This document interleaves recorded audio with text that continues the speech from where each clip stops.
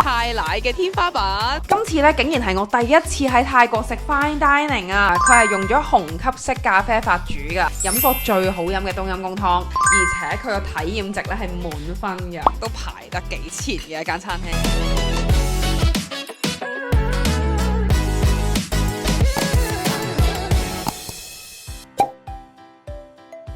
咁今朝拍完嘢啦，食咗早餐啦，然後喺 resort hea 完啦，跟住咧我哋準備而家就 book 咗架車咧，就翻曼谷啦。拜拜美麗嘅 resort， 拜，下次見。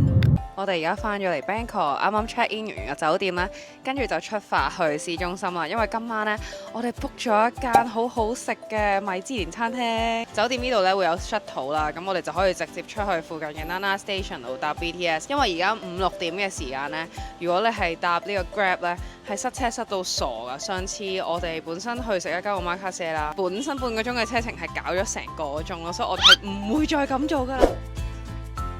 我哋啱啱買咗呢個 Kiri 嘅一個泰奶冰沙啦，佢係一超signature嘅嘢飲。咁呢一杯咧就叫做 On Cloud 啦，咁上面會有一個奶蓋，然後呢個底咧會有珍珠同埋有西米露。咁我都係第一次飲㗎咋。咁咧啲人咧就稱呢一個為泰奶嘅天花板，因為佢溶溶地啦，其實唔係好吸到上嚟咯。唔係，但係我想講佢個味係幾好飲嘅，我覺得香港人會中意咯，因為佢唔係好甜。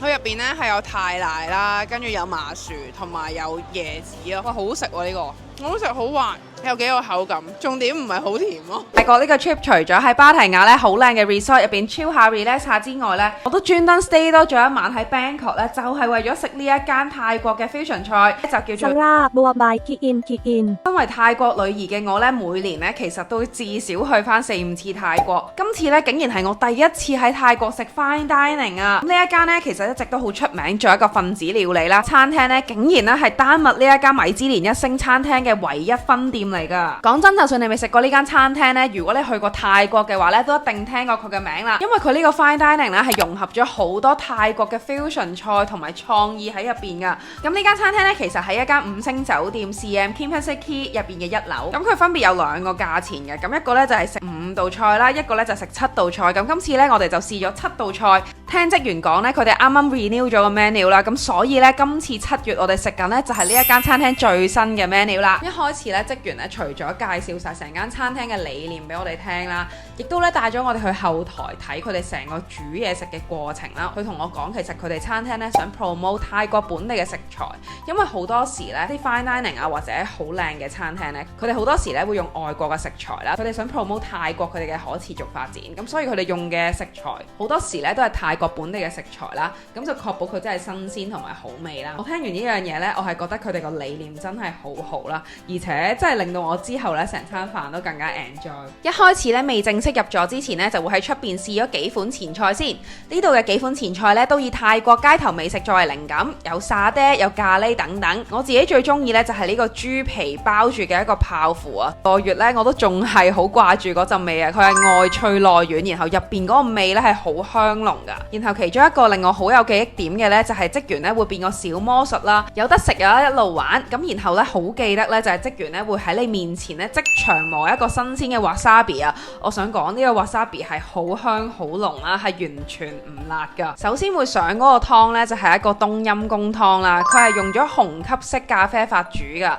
咁入邊咧有龍蝦頭同埋大蝦咧去熬住一個湯底啦，海鮮味咧係非常之濃郁，加埋咧泰國本地嘅香料咧係令到成個湯好鮮甜。我真係唔係誇張，呢一個冬陰功湯咧可能係我去過咁多次泰國嚟講咧飲過最好飲嘅冬陰功湯。我打岔一句先，我同男朋友咧其實係食緊2份咧唔同嘅 menu 嚟嘅。男朋友嗰邊咧就飲緊一個野菇湯啦，呢一個野菇湯咧唔講咁多，就係色香味俱全啦。然之後咧前菜嗰邊咧我就食咗一個鮮魚菠蘿沙律啦。咁職員咧會喺你面前咧混合一個鮮魚同埋一個香料醬汁鋪喺菠蘿片上面啦，非常之 fresh 亦都好解膩㗎。然後呢一個呢，就係烤番茄黃牛沙律，黃牛呢會即場燒啦，基本上呢就係入口即溶啊，加埋一個特製醬汁呢，同埋番茄呢係超級開胃啊。然之後呢有呢個椰子雞湯配羊肚菌啦，哇！我本身自己係超中意飲泰國嘅椰子雞湯啊。呢個椰子雞湯呢個精華呢就係一個羊肚菌啊，因為羊肚菌呢會索晒個湯汁啦，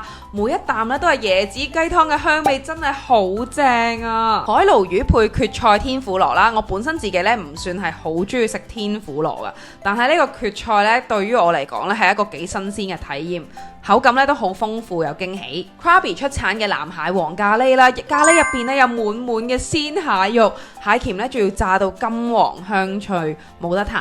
呢一個布吉出產嘅龍蝦咧，新鮮彈牙啦，配上咧用一個泡沫呈現嘅咖喱汁咧，我真係食到停唔到口啊！然後呢一個咧，我覺得係好有儀式感嘅一個嘢食啦，就係用熟成和牛配一個洋葱椰子辣黑糖醬，職員咧會即場喺你面前咧用噴槍敲呢個薄紙蓋啦，敲開咧就即刻見到牛肉啦。想講呢一個和牛咧，都係好好食，好濃嘅牛味，然後個醬咧又唔會搶咗牛嘅鮮味啦。椰子雪糕咧配埋呢個華欣魚子醬啦，我自己覺得呢個魚子醬真係好高質，好鮮味，然後配埋椰子嘅香味咧，估唔到原來鹹鹹甜甜咧係咁夾噶。最後咧嗰個甜品咧就以泰國花為主題啦，聞落去咧係好香噶。咁咧我呢一個咧就係一個泰國花嘅一個主題啦。我男朋友嗰個甜品咧係用白蓮花作為主題啦。呢兩個甜品咧我自己都係俾100分啊，為成餐飯咧真係畫上咗一個完美嘅句號啊！最後，原來咧除咗甜品之外咧，仲有呢個小點心環節嘅，真係幾好玩。職員咧會俾咗4碟嘢你啦，分別咧就係八角、生蠔、石頭同埋辣椒。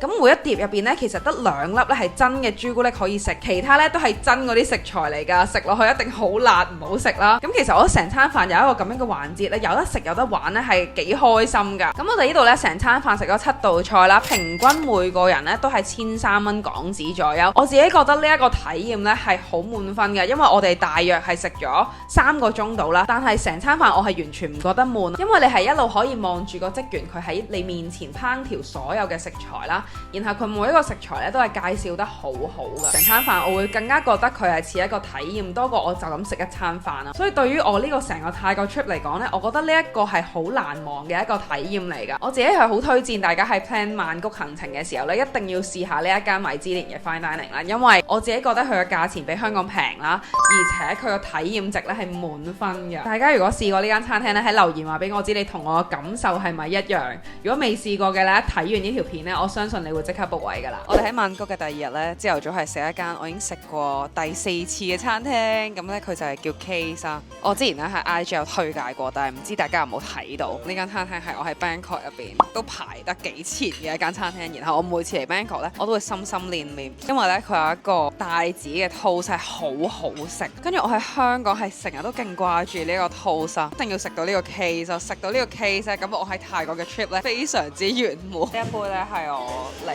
次次都係嗌緊呢一杯嘢飲，佢叫 Morning Shooter 啦，然後入邊咧有呢個士多啤梨、即係香蕉同埋燕麥啦，係好好飲，勁 refreshing 啦。你飲完一次咧，你下次翻嚟咧，你都會想飲咯。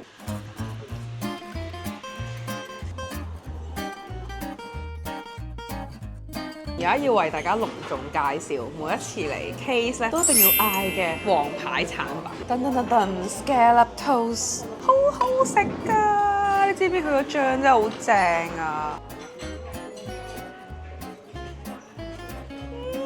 好好食。